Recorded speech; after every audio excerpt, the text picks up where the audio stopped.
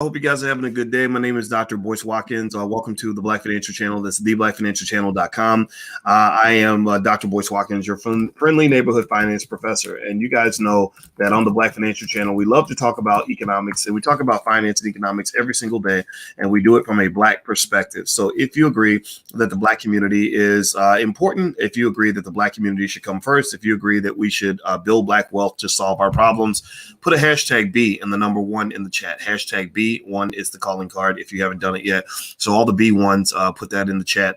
All right. So weird excursions, put B2. See, now you're just starting the day off like weird. Why are you being like that? Why are you being like you put B1 asterisk? See, people just what's wrong with you, man?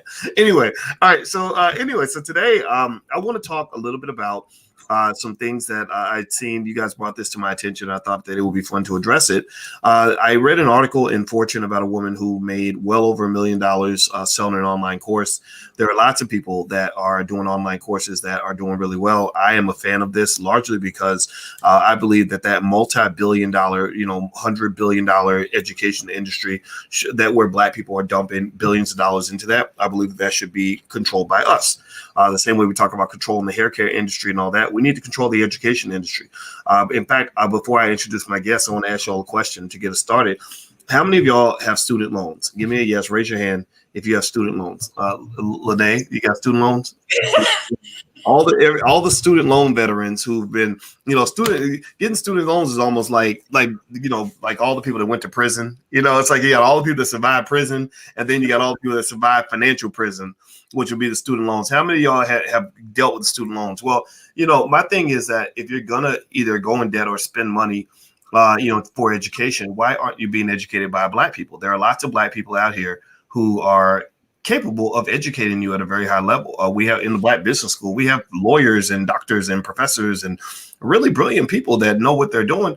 Why do we feel like we have to go to the University of North Dakota or whatever? So today I want to talk a little bit about that. And our special guest that we have today is the one and only Miss Lanee Javet. Lanee is the founder and CEO of Coursera and also CourseToCurrency.com. She actually teaches people how to create online courses and does a lot of other great things. So without further ado, I'd like to ask Lanee, how are you doing today? I am doing great. Thank you so much. How are you doing? I'm doing really well, really well. Now, what did you think about what I just said? Just anything, any thoughts that came to mind?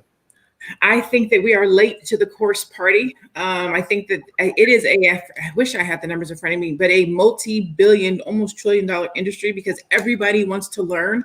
And also there's knowledge that we have that we hold on to, we die with it. We really could help somebody else with it by teaching them and sharing it. So I think it's great that we get to this party and have this conversation.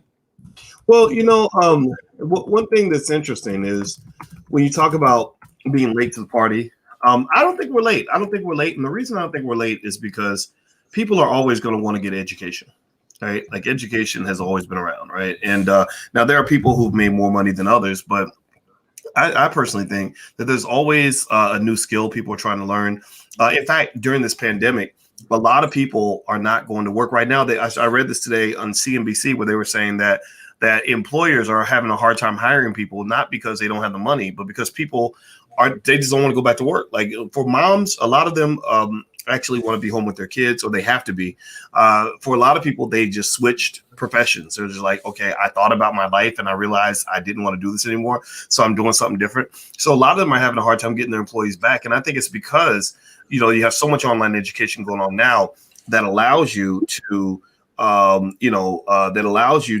really pick up the skills that you'd like to pick up. Now, and I know in the Black Business School, which by the way, anybody can join for free. So David Mortley, I see your comment about money and things being sold. And I tell you what, David, you can actually go check out the Black Business School for free. We have free curricula, but we can't do everything for free because you can't run a Black business on free. So if you're going to go spend money with white folks, you should spend money with Black folks first. So don't criticize Black businesses because they have a fee. You should support Black businesses because Black businesses hire Black people. So if you agree with me, if you understand what I just said, give me a yes in the chat. All right. So wait, let me interject on late to the party so I can make sure that you and others understand what I'm talking about. We are late to the party from the perspective of valuing what we know and feeling that we can sell it and get paid for it. A lot of times we devalue what we know. So we don't think that the fact that we learned how to get off of drugs and go on, get married and create a lifestyle, we don't think that's valuable. So we won't create a course and tell somebody else that's on drugs how to do it. We don't think that because we climbed the corporate ladder and became a CEO, that that's valuable enough to create a course and tell somebody else how to do it. We don't take the things that we know, our life experiences and the things that we know, and put a value on them and say, you know what, somebody else needs to know this. I'm going to create a course and sell it. Relate to that party, because white folks, I shouldn't say white folks, other communities do that. They see the value in what they know and they create courses to teach other people and bring them along. So that's what I mean by late to the party, because there's a lot of content, there's a lot of information, there's a lot of growth, there's a lot of experiences that a lot of us have had that we don't then turn around and share with other people. Yeah. Well, you know what's interesting is, I used to teach at Syracuse University, and I made a good salary at Syracuse. It wasn't bad. But here's what's interesting. If you look up Syracuse University tuition, right now, tuition, this doesn't include room and board and everything else, is $53,849 a year. Now, if you do all inclusive, let me see if they have an all inclusive number for Syracuse. I want to say the all inclusive number is about $76,000 a year, something like that. So most of the students that learned from me at Syracuse had to pay, an insane amount of money. In fact, many of them, I started teaching there in 2001. I have students that I had in 2001 who are 40 now, over 40, who cannot pay their student loans, like who literally are on track to die in debt. And so to me, when I think about that, right, and I think about what was being taught and who was teaching, I remember there was a lot of racism there. There are a lot of people there who just didn't quite relate to Black people. And there, you go look it up, go Google it, guys. There's a ton of racial incidents involving Syracuse, and Syracuse ain't the only one. There's a ton of schools like that. And I felt bad. I said, this is interesting. We have Black people where we're trained to go and give money we don't have to people many times who don't want us there, who aren't even teaching us the things that we need to know.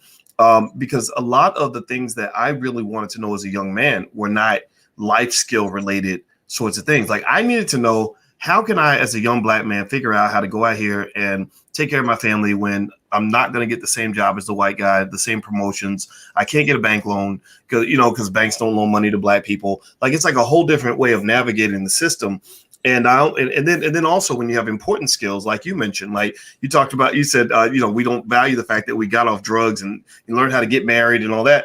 Well, those are the types of skills I think people need, right? I really think that classes, the education should focus on giving you the best tools you need to have the life that you want in every area that matters to you, from health, wealth, relationships, and everything in between. What do you think, Lanee?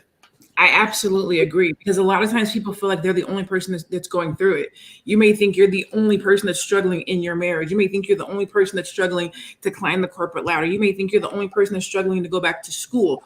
Sometimes all knowledge isn't in the classroom, but I feel like all education will help us to be better citizens, community members, husbands, wives, women, right? Network. All that stuff can be taught. If somebody figures out how to do it, it's okay to teach it to somebody else and put a price point on it.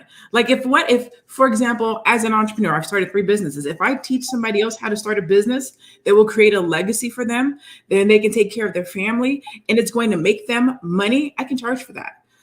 There's other things I do, I might do for free. I might mentor, but there's stuff that we know that somebody else wants to know that can help them. We figured something out. We learned how to do something. We changed the path. And some of these things are difficult. It's hard. And so it's good to tell somebody what you did.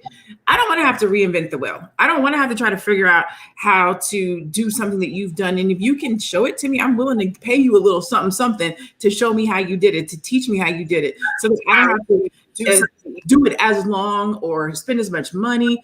And that's the whole purpose of having of taking courses online and or being a facilitator of a course for somebody else. Mm-hmm. Yeah. I think if you think about it, right. And again, I'm speaking as a guy who taught on a college campus for many years. I taught on a lot of different campuses. And one thing that's interesting that people have to remember is that The reason universities exist, even HBCUs, is not to give you skills that will help you have the life you want. They exist to teach you how to work for corporations. They are a capitalist manifestation of corporations saying we need workers, right? That's what it is, right? If you went to college, give me a guess if you know what I'm saying. If you went to college, you know, you didn't see classes on like necessarily most of the time you didn't see classes on like how to have a good marriage, right? Or how to eat healthy food, or how to, you know, how to have live your best life, or whatever, how to overcome your drug addiction and depression, or break generational curses so you can build a legacy of wealth. It was like, you know, accounting, or business management, right? Like setting up production systems, whatever. I don't know, right? And it's and I think that stuff is valuable if that's what you want, right? And I think that what occurred to me is you had this gigantic sort of economic infrastructure that whites kind of run and control. Black people are kind of in the basement of that, right? We're allowed in as workers, and that's kind of pretty much it. And we're just sort of like, okay, how do I just get the skill to be included, to be integrated into the system? But we don't understand you're kind of doing the process in an awkward way. Like you're arriving at a dinner party where all the food was grown and prepared and cooked before you arrived.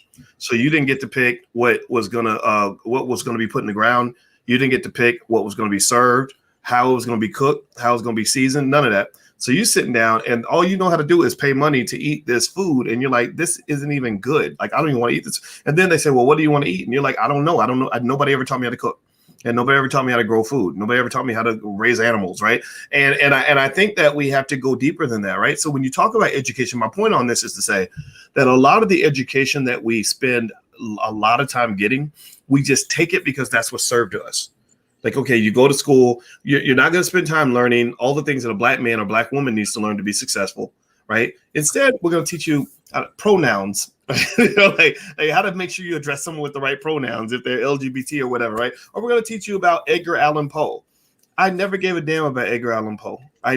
My English teacher would have us reading all these stupid books like The Hobbit and crap and J.R. Tolkien and The Great Gatsby. No disrespect. I'm sure those books are great. But it didn't interest me. It didn't speak to me.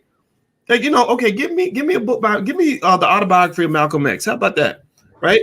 And, so I think that rather than looking at other people, looking at the people who cook the intellectual food that we eat and saying, cook us better food, I think it's better to say, okay, how about we learn how to cook our own food? Right. What do you say? I agree. Cooking our own food is super important because then you get to pick what you get to learn. So when you're in traditional school, they determine what you get to eat. And so you sit down and you eat what's placed in front of you. As you get older, you get to determine. So you get to go and say, I'm interested in eating or learning, feeding my brain, learning Malcolm X, or how to start a business, or how to do X, Y, Z. But that comes with maturity. As you get seasoned, as you realize that the food that you've been sitting down to eat to is not good for you, is made for everybody. And so as we get older and we get wiser and we live more life, we get to really see what things are important. What do I really need to know? Because if you think about academics, everybody gets a level playing field. And not everybody, because there's some communities that don't get the level playing field, but let's just, hypothetically speaking, everybody gets a level playing field. And then the more knowledge you get, that academic level or that knowledge level goes up. But that's not to say that that's information that you need or you want to know. I can tell you right now, I don't use calculus. So taking that class did not help me, not even a little bit. I barely use my MBA. I barely use that MBA. Math is math. But now I get to go and pick what classes I'm going to take. I want to learn how to understand marketing better. I want to learn how to be a better mother. I want to learn how to lose this last 35 pounds. I want to learn how to do these French braids. Like, as you get older, you get to say, this is the information that I need. This is the knowledge that I want to know. This is what's going to make me better. I want to know how to communicate with my spouse better. I want to know how to have a marriage that's successful. Like, you get to determine the things that are important to you, where you want to be knowledgeable. And if we tie that to food, you get to say, I want to eat at Ruth's Chris and I want to stop eating at McDonald's, which is what the world is feeding you. Gosh, that is so powerful. And everybody, in case you don't know, I'm speaking with Lanee Javet. Lanee Javet is an expert among a lot of things. She's the CEO and founder of CoSire. She also founded something called Course to Currency, where she actually teaches lots and lots of people how to actually form online classes and how people make money with it and stuff like that. And so that's her website right there. If you guys want to go take a look, it's really, really good. And Lanee is super professional. In fact, actually, I was looking at your page and I said, wow, this is really well done. You really put this together nicely. And it looks to me like you have this really awesome layout where so many great student testimonials in terms of people learning, I guess, the RUM method: resolve a specific problem, create an upscale result. I like that. Provide a method, focus on the milestone. Oh, that's excellent. I love that. And you got a ton of students that seem to love what you did and stuff like that. And so can you speak on that, like this RUM method, when you talk about the formation of a course? And because I know a lot of people, I know a lot of Black professionals. How many of you in here are Black professionals that have some skill that you've picked up that was maybe used to make your boss rich and things like that? How many of you Black people have a lot of what is called human capital? We're super smart. We go get our degrees. A lot of people say, we're stereotyped as being lazy and ignorant, but that's not true. That's just some of those. The real masses of the people, Black folks are so committed to education. Especially Black women. I mean, Black women are the most educated group of people in America.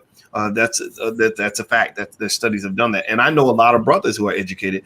And I think it's a matter of us kind of saying, as Black professionals, how do we sort of parlay that professionalism or that capability into something that is going to create a broader set of economic outcomes, as well as life flexibility, where you don't have to do that old model of going to the corporate office every day. You can actually truly live your best life, while at the same time making the money you deserve, while at the same time giving people a skill that they really want, that they would love to actually pay someone for. So Lanee, talk about the RUM method. What is that? So the RUM method, if you think about it, employees live the RUM method in their real life, right? So somebody hired you to resolve a problem that they have at their company. They need somebody to do customer service. They need somebody to lead their team. They need somebody to cook. Whatever your job is, you're solving a problem for them. And that problem allows them to make money and please people, which is upscaling their bottom line, if you will. They have a method, which is the techniques that they've given you to do your job. And they have milestones, which are their corporate sales goals. So corporations use the RUM method. Now, how I use it to help people is, if you know something, if you've accomplished something, if you have gone from point A to point B, you've lost weight, you've climbed the corporate ladder, you know how to make $100,000, you know how to start a business, you know how to go back to school. There's a variety of different things that people want to know. You've attained something in your life that somebody else is struggling with. You are resolving a problem, a pain point, showing them how to do something, showing them how to accomplish something. People pay for that, right? So that's a resolution that you offer.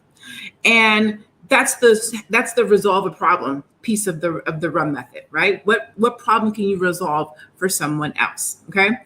And then there's the upscale piece, because when you solve that problem, you're taking them from point A to point B. That's an upscale. When I came to you, Lanee, I didn't know how to write a book. I was in point A, and you're going to upscale me to becoming an author, which is point B, because once I take this course from you, I will know how to write a book. That's the upscale. So the problem that you resolve, I'm going to use this person wants to be an author. Maybe you know how to write a book. They come to you. I need you to help me write a book, resolve my problem. My upscale is going from not being an author to becoming an author. That's the upscale piece, right? And then your method is, how do you walk somebody through not being an author and then becoming an author? So if it were me, I have 5 steps that I can take you through and how to become an author. And I would make it up. I'm going to make it up for the sake of what we're doing right here. This is my disclaimer. Don't use these steps because I'm making these ones up. But it might be outline your book, and then you walk them through outlining a book.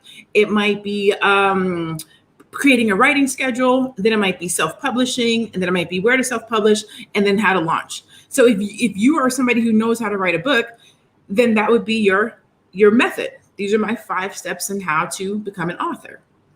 And then the milestone is creating an actual process for which people can follow this framework that you've created multiple times, over and over and over again.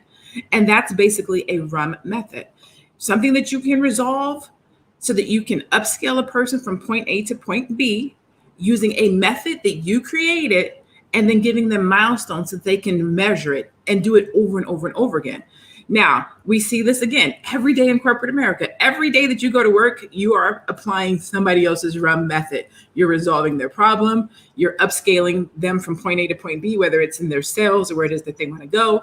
They've given you a method. That's what they teach you when you show up on day one. This is how you do your job over and over and over again. And then they've given you milestones, or the company milestones. So this is happening every day. What I do is teach people how to take what you already know, what you're already doing, something that you've already attained, and then teach it to somebody else, right? That could be finances, it could be budgeting, it could be lifestyle, it could be getting off drugs, it could be losing weight, it could be eyelashes, it could be hair techniques, something that you know somebody else wants to know. They're struggling with it. That's why YouTube is in business, because people go on YouTube to say, how do I do this natural hairstyle? How do I do this? How do I do that? And people like to learn from individuals who have that knowledge, have that experience. And so Course to Currency allows me to show people how to figure out what their rum sauce is. Rum sauce. I like that. I think that's good. It's sauce, but rum. Yeah. Well, because I'll tell you, I think that there is a lot of potential there for Black people in terms of creating an ecosystem of just, those of us who have expertise, having some sort of low cost consultancy based platform to teach others what we know. Right. And I say consultancy based, meaning that, when I pay for people's classes, which I love to do, it's sort of just one of those things where I'm like, okay, I don't want to spend 5 years figuring out how to do what you do. Right. I would rather, in fact, so either I want to pay you to do it for me, or pay you to teach me how to do it, depending on how I want to go.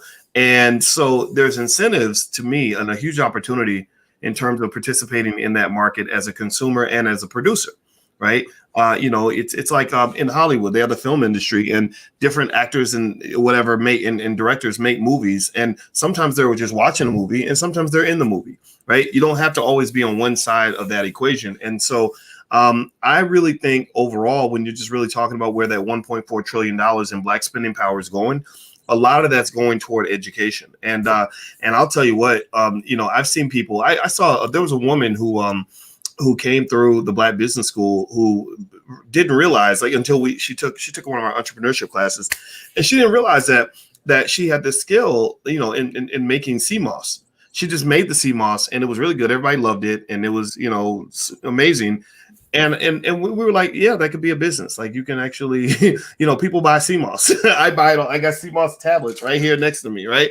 And so she set up this little sea moss business and started making her sea moss in her kitchen. I'm gonna actually bring her through here. Her name's Susan. She's actually a friend of Alicia's, and she made the sea moss. And what she did was really interesting, that in that she showed everybody what she was doing. She just showed her Facebook friends. A lot of times a lot of your best markets will start with the people that know you. Mm-hmm. And she started showing her Facebook friends this sea moss that she's making, and her friends, because she had the right friends, like I think having good friends that really want to see you succeed and kind of get what you're doing is awesome. And so they were like, oh girl, let me get some of that. Right. And next thing you know, she's got a customer, and then another one and another one. And so it creates this cycle where she's now, living her life, doing what she was doing before, making the sea moss, except instead now she's documenting it and talking about it. And then they're asking her questions about sea moss. And then she's posting articles about the benefits of sea moss and how this can help you with different ailments and things like that. And it's educating people like me, right? Who I learned about sea moss maybe a year and a half, 2 years ago. And I'm like, wow, okay, yeah, I want to get some of this. Okay, sure. Your sea moss is $20 or whatever. Like, yeah, I spend $20 all the time. So boom, next thing you know, her life is changing.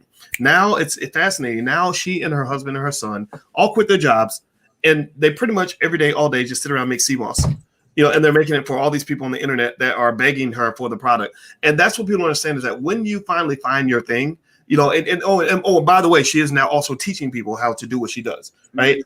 That's it. So that's where you get into that online course space. So I think that what I bring that story up, I bring it up because what it shows is that sometimes simply changing your mindset can shift everything. Like, most of us I really believe this. Most of us are sitting on our pot of gold. Like you're sitting on it. It's not over there. It's not across town. It's not, it's not a different version of you that gets access to it. No, it's right there underneath you. You just haven't learned to look in the right direction. Like you haven't, the gold is in your backyard. You haven't dug the hole to find the gold buried in your backyard. So stop looking at other people's backyards. That's my point. Stop. A lot of people will spend their whole lives waiting to meet the right person, waiting for somebody to give them a big break. Like, oh, I hope somebody gives me an opportunity. And, and then like other people will ask me, like, what is your, when did you get your big break, Doc? I'm like, when I found myself. like I was looking, you're going around the world looking for other people. And then you realize, no, I just needed to find Boyce. And when I found Boyce, me and Boyce made a lot of money. I know that sounds weird because I'm talking about myself in the third person. Alicia said, Derek Jackson. Yeah, I know that's very, very Derek Jackson-ish. So let me stop doing that right away. But seriously though, like you gotta find you. Find you. Yeah. You are usually everything you need. And this is another piece. And maybe you could speak on this. I know in Course to Currency, you guys have groups where you can give each other feedback and talk to each other and hot seat calls and kind of back and forth coaching context. But I think those groups are powerful because what happens is that when you get in a group of other people who are like-minded individuals who want to see you win, who are productive, progressive people, you'll get in that group, right? And you got 10 brains instead of one, or 20 brains instead of one. And what happens is those people see value in you that you don't see in yourself. Mm-hmm. And I think that's important. That goes back to what you were saying earlier about how we sell ourselves short. Like for example, Alicia, she's interesting because I've never understood how her whole life has always thought she was in a mediocre kind of looking woman. And I said, and I was stunned by that. I was like, you were the most beautiful woman I ever saw when I first met you. Like the day I saw her, I was at Indiana University 2 years with her. I didn't see another woman that was even close, right? And but in her mind, because she framed herself as just this average round the way girl, that's all she saw, right? So a lot of times, a lot of you have beautiful skills. Like maybe you're a lawyer and you've got this amazing ability that can transform people's lives, and you don't see it because there's so many lawyers around you that you don't think being a lawyer is a big deal. Well, for some people, being a lawyer is a very big deal, and they will compensate you to help them with their legal issues. Can you kind of speak to that, Lanee? I'm gonna stop talking. Yeah. Okay. So I wrote down a couple of different things. I had to just write my notes as you was going. So I got to try to remember what I want to say. What kind of plans? Okay. So first, I wanted to talk about one of my students who just went through Course to Currency, who literally sent me a note yesterday and said, Lanee, I'm quitting my job in 12 months. This course is going to feed me and my family. And I was like, yes, come through, quitting your job in 12 months. Okay. So I just wanted to say that because I was so impressed. But this is one of my A students, my A people. He paid attention. He showed up every day. And now he's like, oh, I see the path towards financial freedom, economic freedom. I'm leaving my job in 12 months. So I wanted to say that. The second thing I wanted to say is, and I give this example all the time, so if you've heard it, I apologize, but it's so phenomenal to me. I talk about the lady who was looking for scholarships for her son. And she was just looking to raise, $20, $30, $40,000. We talked about student loans earlier. And she was able to raise $100,000 in scholarships. I don't know how she did it. I don't know how she found it, but she was able to pull together $100,000 in scholarships for her son. And so that is a phenomenal task. And if you are a parent who's looking to raise money for your child in scholarships, you want to know, how did you do that? Where did you find $100,000? What schools did you contact? What did you write? Where are these scholarships? Like, there's information that you want to know. So she created a little, course, gather some information to tell people how she was able to generate $100,000 in scholarships for her son.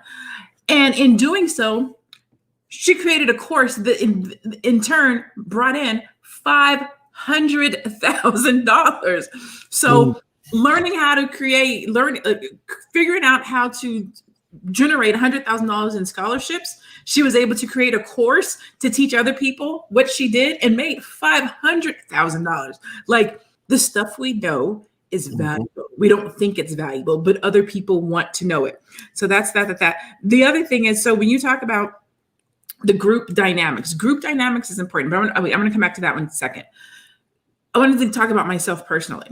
My very, very, very, very, very first class I ever taught was because I raised $10,000 in crowdfunding. So I was one of the first people that I knew to do crowdfunding. I had no idea what I was doing. My first 2 weeks of crowdfunding, I made $0 because I hadn't done enough research. So now I'm researching crowdfunding, what it is, how to go about it, how you're supposed to do it, what groups you're supposed to be in, how you're supposed to network. I'm going into I'm doing podcasts, and all of a sudden, I'm starting to make money. I'm reaching out to people, and I ended up raising my $10,000 in 30 days. I reached out to Dr. Boyce, and he was like, "How did you do that? Let's make a course." And that was my very first time making a course because people wanted to know, what did you do to make $10,000? That was my first course. I have since gone on to create 12 courses and made over six figures in courses because I know stuff now. I know how to start a business. I know how to write a book. I know how to create courses. I know how to do a podcast. People want to know what I know. How did you do it? Because nobody wants to go through the hassle and the trouble of trying to figure these things out by themselves if you already know what to do. Now, the importance of doing it in a group environment is you don't feel like you're by yourself. You would get encouragement. You don't feel like you're the only person that's struggling. You have other people to bounce ideas off of. What do I name my course? What do I know? What am I knowledgeable in? Does somebody know how to do this? Who are you using for your camera? Group dynamics is super crucial and super important, especially when you're talking about encouragement and empowerment in an area that you do not know, or you might feel uncomfortable or insecure. I won't say inferior, but maybe you feel insecure, like I don't even know what I know. That's the whole process. That's the whole point of doing it in a group, but also learning from somebody who's already done it. Because luckily I had Dr. Boyce. So my very first course, I won't try to be like, oh, I just created my own course. I didn't. He kind of walked me through it because he taught me how to create a course by creating my first course with him. But then after that, I was like, oh, I got this. How to be a mogul. How to do. And now I got a plethora of classes and courses. And I love coming across Black people who have attained something, who know something, who have something to give. I have a lawyer in my class right now who wants to teach who wants to take you. Nobody got $700 to sit down with a lawyer for an hour. Nobody got that kind of money. So what he has created is a course on the basic. I think it's like the 10 basic questions people come to lawyers for, and she's literally highlighting those so that if somebody has an issue that they need to see a lawyer, it's probably addressed in this docket that she's doing for like $150. So now she has passive income still in her field of interest where she can help people. I have another student who's teaching Black men how to go back to school with the family. Like you don't even think about what you know and how phenomenal it is and how it can assist and help somebody else. And when you get around other people that are in that same mind frame, doing that same thing, pushing, struggling, trying to figure out how to help somebody else, it literally raises your vibration. It gives you clarity in who you are and what you do and what you offer and how you can help other people. Yeah, I used to not, I think when I first got started in doing all the stuff that I do publicly, writing books and speeches and all that stuff, I didn't really understand the logic of taking somebody else's class, especially when you have the classes taught by, those gurus that charge $5,000, $10,000, stuff like that. I was like, whoa, I'm not paying $5,000, $10,000 or whatever. I can just do it myself. I can learn it myself. And that didn't work. It didn't work. Because what would happen is, the stuff you would have learned from paying that $5,000, $10,000 that could have made you $50,000 a year, right? Now you're sacrificing $50,000 a year because you didn't want to spend 5 or 10, right? And so to me, it's a no-brainer. If you're talking about anything that's less than that $5,000, $10,000 mark, and I would actually go up to that higher level if it's 100% clear that the person teaching me can give me what I need, because when you take a class, when you learn something, and not everybody's interested in education. Let's just be honest. Like, everybody talks about it, but education, it takes work. It takes time. You have to have a desire to do what you have to do. Even therapy is education. You're learning about yourself, and therapists give you homework. And if you don't want to do the work and you don't want to be there and you don't want to pay the money, then you're not going to be a very good client for the therapist, right? So that transitional process is something that is it's extraordinary when you go through it, but there has to be a certain level of hunger, desire, and commitment. Like you can't just be a person who says, I think I want to change my life. Like you have to be a person who's like, okay, by any means necessary, you know? Like there was I watched a documentary last night about that crazy rapper, Tekashi 6ix9ine, who has the rainbow colored hair. And I'm sure you've seen him. His teeth are multicolored and he was the snitch of the year. But the interesting thing about that documentary was they pretty much framed it as if they were like, oh, this guy was going to be successful no matter what. The reason he's so crazy is because he said, ain't nothing going to keep me from being whatever I think I want to be. Right now, he's crazy. I don't want to be like him. Right. He went over the top. But that to me speaks to this idea that says most people that go through a transformation are people who are just literally just sick and tired of whatever their old life is. Like I'm sick and tired of being poor. I'm sick and tired of being overweight. Like, you know, when I lost weight, it was because I was sick and tired of being fat. Before, if you'd asked me 5 years before, hey, Boyce, would you like to lose 20 pounds? I'd be like, sure. You know, let's go suck it out of my butt. You know, whatever, right? Oh, that sounds just gross. But yeah, let's just get the surgery and just put the vacuum cleaner and then just suck all the fat out, right? Yeah, but no, I mean, you know, when I lost weight, it was because I was like, I'm sick and tired of it.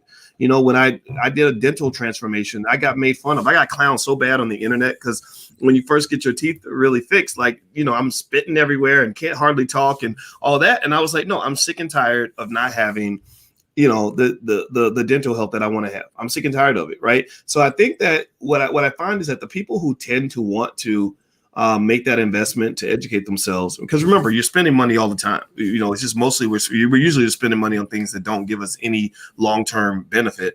But, you know, the people that tend to make that investment are just the ones who are like, okay, I'm sick and tired of this job. I'm sick and tired of being broke. I'm sick and tired of not being successful. Right. And when you get sick and tired, what happens is that you hit almost like a rock bottom where you're like, I can't take this no more. I'll do anything to get out of this. That's how I felt like when I left Syracuse University. I was like, I'm sick and tired of this. I got to get out. There is a way out. I'm going to find it. I know there's a way out because there's white people out here all the time and black people too who are independent economically and making their own money. I will find a way out. Right. And so I encourage anybody who feels that way to just know that one of the things that helps you find the way out of that tunnel is a guide.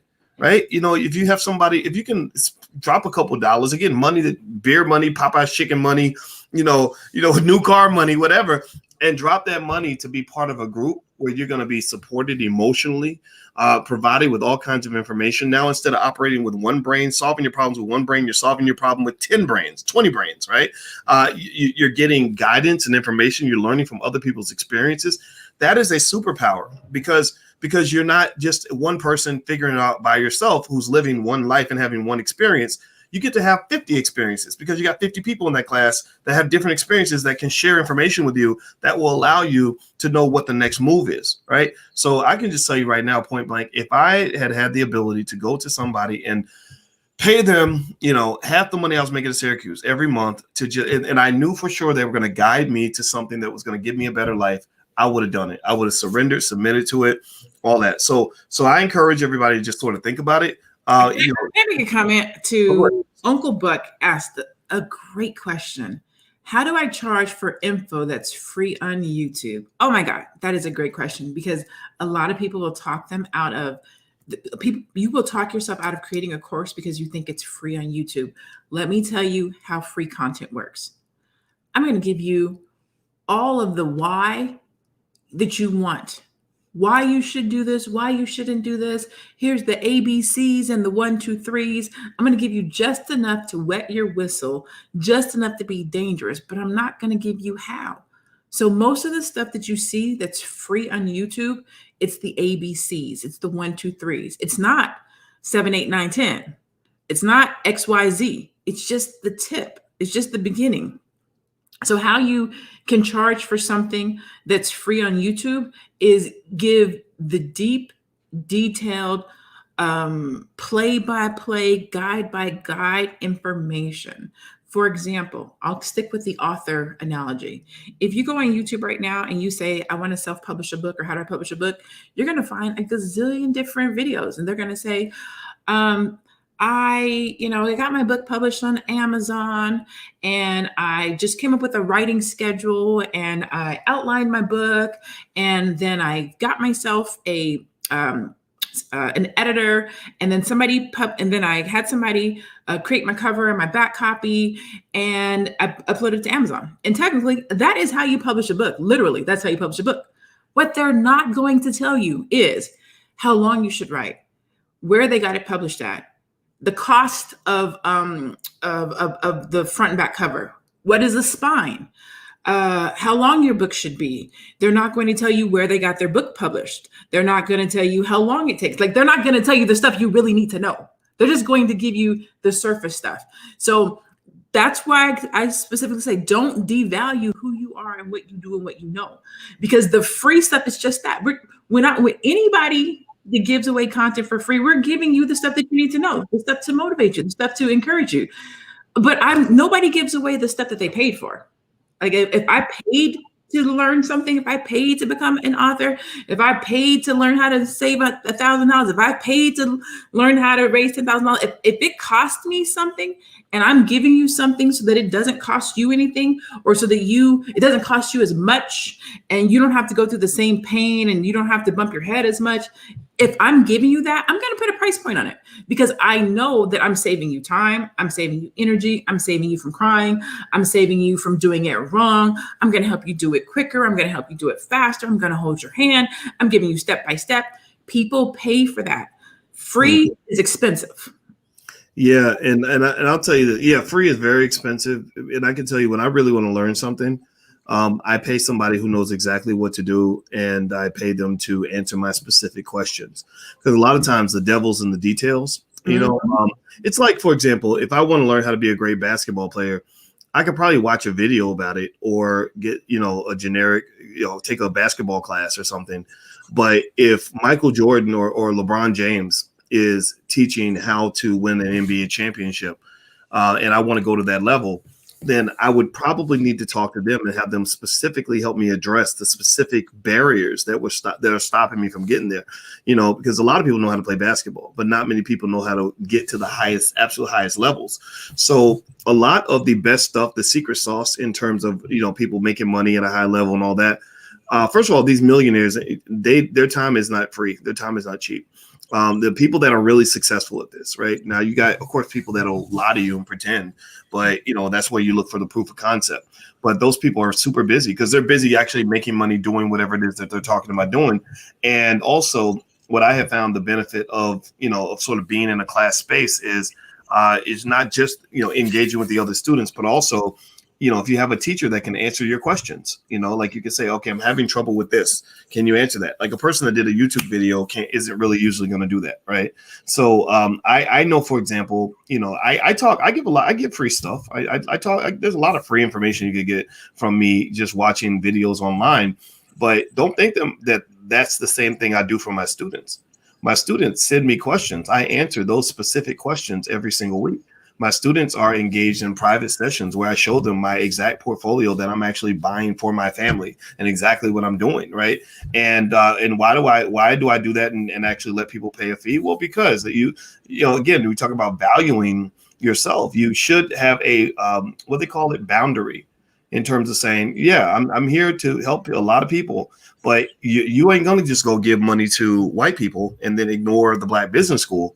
And have us just say that that's okay. No, like, if you're going to go and spend money going to the University of Iowa or Stanford, then you should also be expected to invest in the Black Business School. And we're nice enough to say that the rate is not going to be as high. You're not going to pay nearly as much, maybe 1/100th of what you pay there.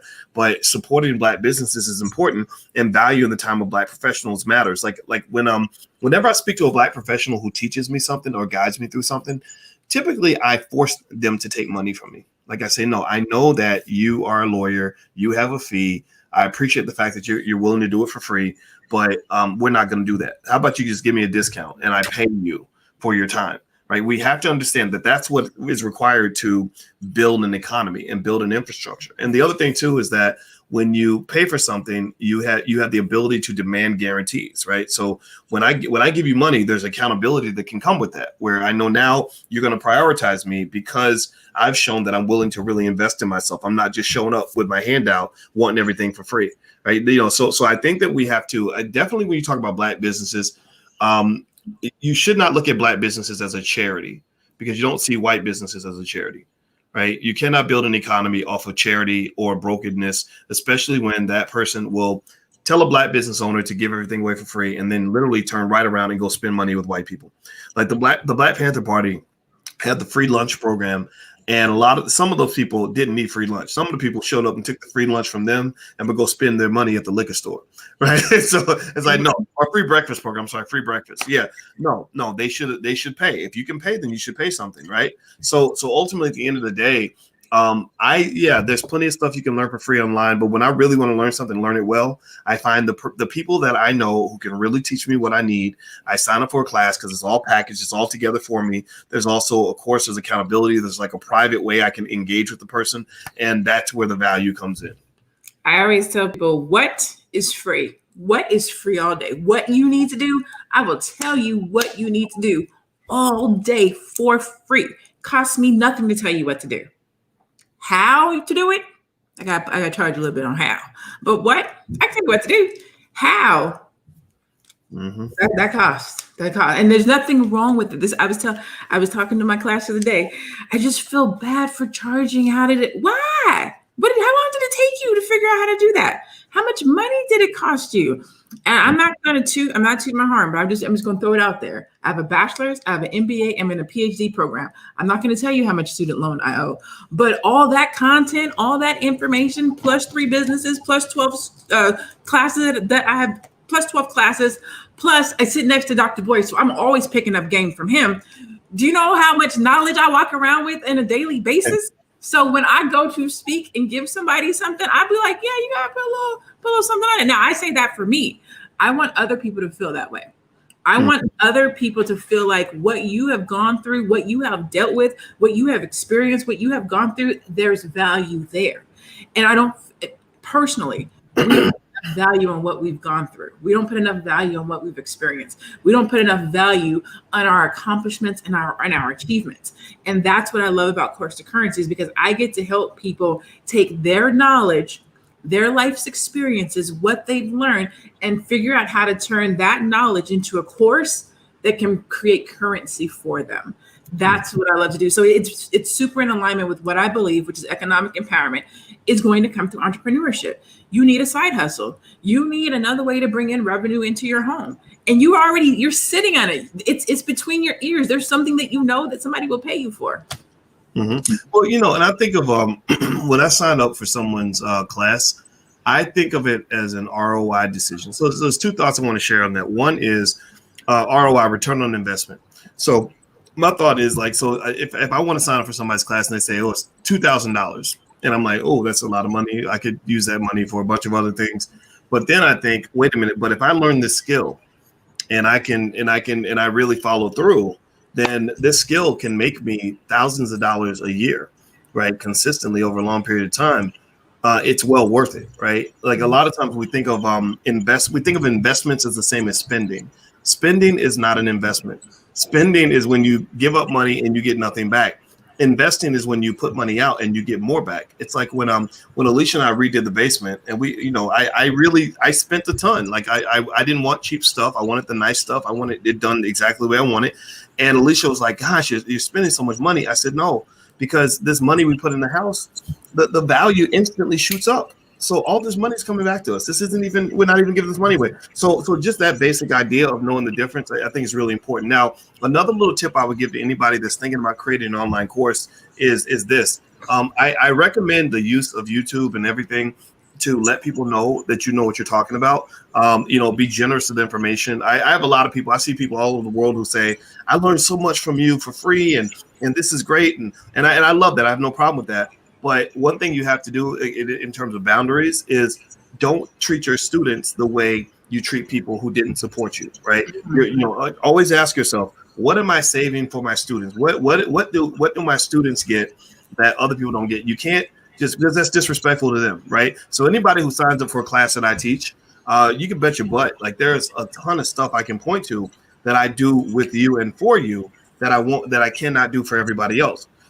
So because you don't want to make yourself into an economic hole, where everybody's getting everything from you for free, and but yet you can't survive yourself. You can't even pay your team. You can't even pay your bills, but everyone's taking from you, and actually I think specifically about a lot of Black women I know, and men too, but more so women, where the giving spirit can be so great, where you're taking care of everybody all the time and everything, and you feel guilty taking care of you.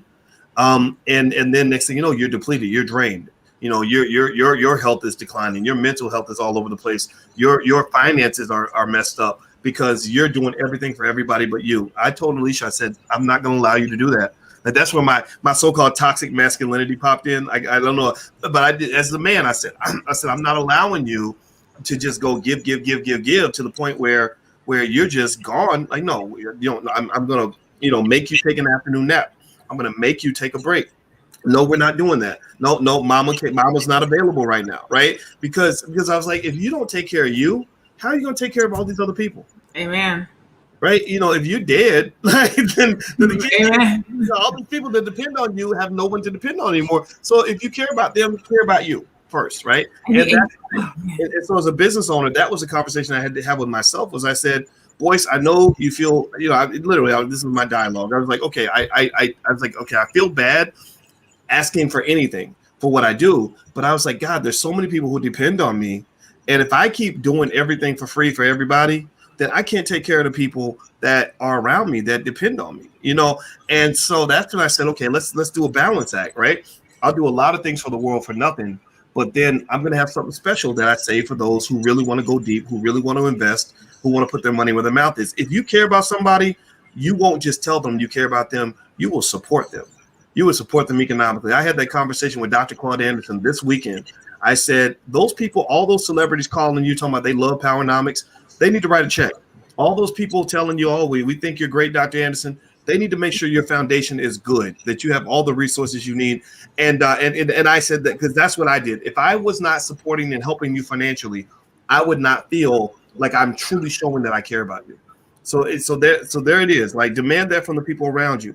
Anybody who loves you will support your business, period, starting with your relatives and friends and people around you. So that's my belief, but that's what it is. I'm done talking. Lanee, I'll let you get the last word. I want to address what Carrie Banks Wright just wrote. She says, I have taken courses and bought books that is nothing but hot air. Sis, let me tell you, so have I. Let me tell you, so have I. And Dr. Boyce can attest to this. I go over the top, above and beyond, to make sure that people do not take courses and classes from me that are hot air, like above and beyond. People who take classes from me say, I can't believe you don't charge more for this. Like, you give away so much stuff. And that is because I feel that when people do business with Black business, they expect to get a little bit. They don't expect to get a lot. So I go above and beyond to make sure that when you do something with me or you take something from me, you feel like you just struck gold. You got the golden ticket. I get critiqued by my mentors all the time. They're like, you do too much. You give too much. You don't charge enough.